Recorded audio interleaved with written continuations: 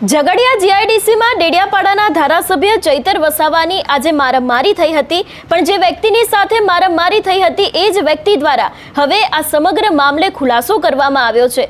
એટલું જ નહીં, ચૈતર વસાવા ઉપર આક્ષેપો પણ મૂકવામાં આવ્યા છે કે તેમને પૈસા માટે થઈને આખી આ મારામારી કરી છે। સમગ્ર વિષય શું છે, શું ખુલાસો કરવામાં આવ્યો છે તેની વાત આ વિડીયોમાં। નમસ્કાર, હું હંસિની અને તમે જોઈ રહ્યા છો નિર્ભય ન્યૂઝ।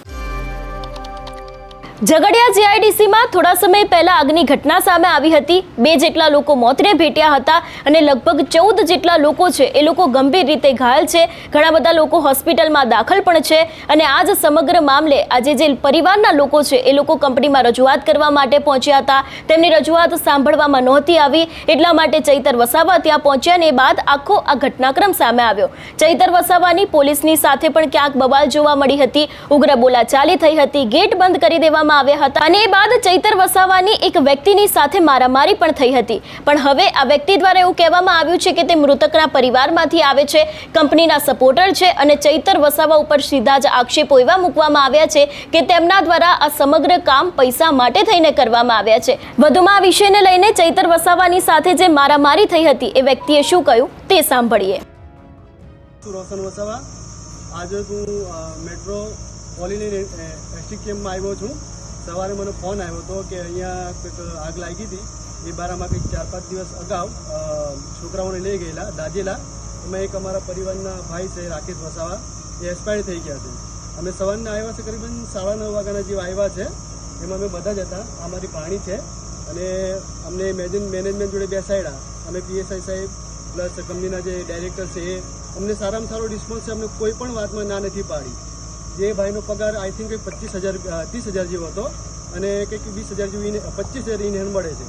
હવે કંપનીને એવી રીતના કહે છે કે ભાઈ જો તમને વન ટાઈમ પૈસા જોતા હોય તો કંપની આપવા માટે રેડી છે, પ્લસ જો તમને મહિને જોતા હોય 25,000 તો એમાં 5% વધારો કરીને જેટલી સર્વિસ છે 27 કે 28 વર્ષની ત્યાં સુધી કંપની આપવા માટે બંધાયેલી છે। પ્લસ ડબ્લ્યુસીના પૈસા જે મળશે 15 લાખ રૂપિયા એ બી તરત આપવા તૈયાર છે।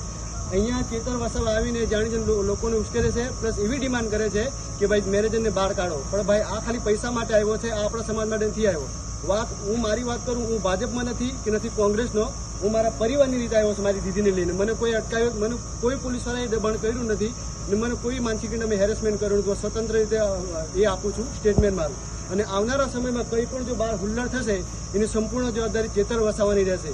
એ ભાઈ જાણજો ને અહીંયા પૈસા કઢાવવા માટે આવ્યો છે, ત્યારે એમ કંપનીનો મને એકદમ પોઝિટિવ રિપ્લાય છે, એટલા માટે મારે આ વિડીયો બનાવવું પડ્યું છું। કંઈ બી કંઈ થશે, હુલ્લડ થશે, કંપનીને નુકસાન થશે, કોઈને વાગશે, એની સંપૂર્ણ જવાબદારી ચેતર વસાવાની રહેશે।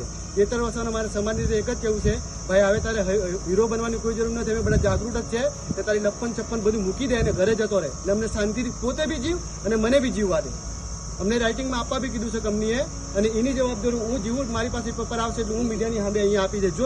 જો મને રાઇટિંગમાં નહીં આપે મીડિયાવાળો બરાબર કે કંપનીવાળો તો એના માટે કંપની બંધાયેલી છે। હું કહું છું કે જો મને રાઇટિંગમાં પેપર આપશે એના માટે જ અહીંયા ઊભો છું। જો નહીં આપશે રાઇટિંગમાં પેપર તો એના માટે મારી કોઈ જવાબદારી થતી નથી। એના માટે સંપૂર્ણ ઇનલીગલી રીતે કે કાયદેકીય મને કંપનીએ ઠગ્યો છે એ હું અહીંયા કોર્ટમાં સાબિત કરી। આ વિડીયો ચેતરભાઈ માટે બનાવેલું છે, ખાસ એના માટે જે બહાર હુલ્લડ ના કરે એટલા માટે। જય હિન્દ, જય ભારત। આજની આ ઘટનાના બબાલના જે દ્રશ્યો સામે આવ્યા હતા એના ઉપરથી એવું પણ લાગી રહ્યું છે કે ક્યાંક હવે આ મામલે ચૈતર વસાવા આગામી સમયમાં કોઈક મોટી નવાજૂની કરી શકે છે। કારણ કે જ્યારે મેં ચૈતર વસાવાની સાથે વાત કરી હતી ત્યારે તેમનું પણ એવું જ કહેવું છે કે જો માંગ સંતોષવામાં નહીં આવે તો આગામી સમયમાં તેમના દ્વારા કોઈક મોટી રજૂઆત કરવામાં આવશે। તેમની એક જ માંગ છે કે પીડિત પરિવારને વળતર ચૂકવવામાં આવે। એટલું જ નહીં, એ બાદ આખી જે આ બબાલ થઈ હતી એ બબાલનું પરિણામ પણ હવે ભોગવવું પડશે એવી પણ વાત તેમના દ્વારા કરવામાં આવી હતી। નજર કરીએ બબાલના દ્રશ્ય ઉપર।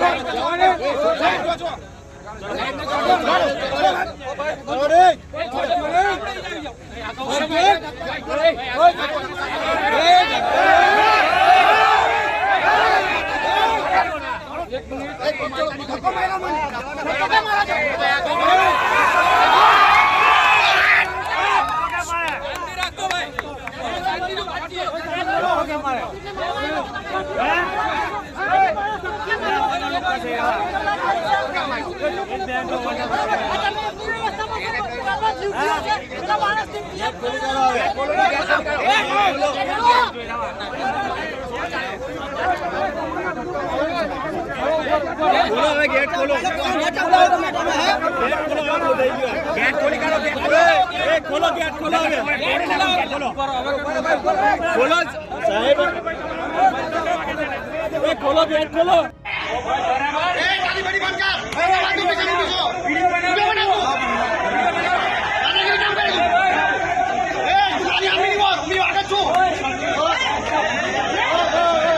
शांति रखे शांति रे वीडियो करो देखो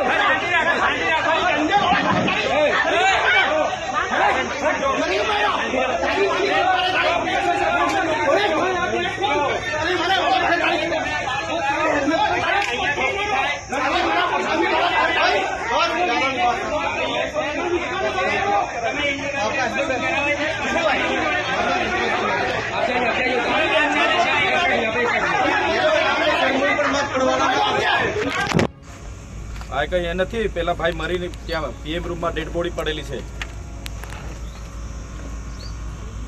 કોણ છે ભાઈ પાછળ વાળા તમારી હાથે છે પોલીસ સ્ટાફ બાઉન્સરી ગામમાં ખાલી તેનું બોલાવો હા અહીંયા બાઉન્સરી કરતા નહીં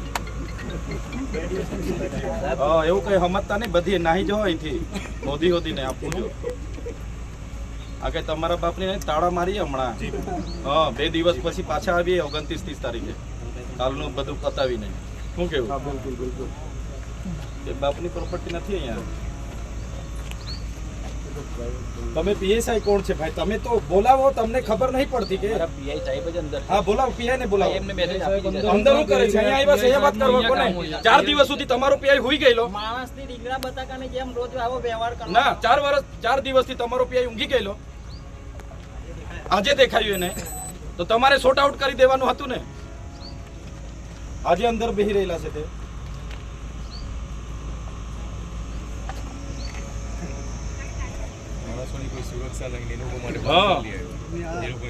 એની સુરક્ષા અને બાઉન્સરો